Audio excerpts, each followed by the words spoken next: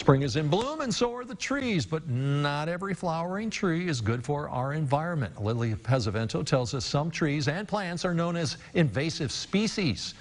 Lily, why is there a special focus on these troublesome plants right now? Well, right now it's actually Invasive Species Week in Indiana, so there's a lot to learn. It does make sense. Right. We're thinking about it. It gives us a chance to educate ourselves on invasive species in our community and see what can be done to the care for the native species that may be impacted by these invasives. According to the Indiana Department of Natural Resources, of more than 2,000 species of plants in the state, 25% are non-native. Invasive species are organisms, plants, animals alike that are not supposed to be in our state. So they are non-native, you start there, and they are causing negative impacts across our state to our wildlife and wildlife habitat. Some invasive species can still be purchased in the state. The Bradford Pear, an invasive species to Indiana, was planted downtown and in several other areas to look pretty in the spring. But because it's an invasive species, it can scatter to other places, like an abandoned lot, for instance. Last year, Indiana officials began urging people to stop planting trees within the Bradford Pear family due to its ability to cross-pollinate so quickly in urban areas.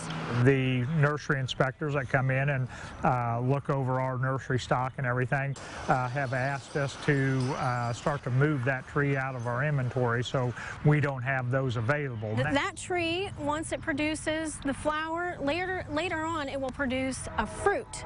That fruit is edible by wildlife, and unknowingly they are helping to spread this invasive.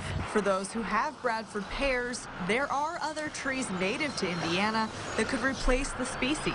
Different varieties of redbud, dogwood, magnolia, ornamental cherries are a real favorite as a replacement on those. Slaughterback is encouraging people in the community to locate other invasive species in their yards and make the switch to native varieties.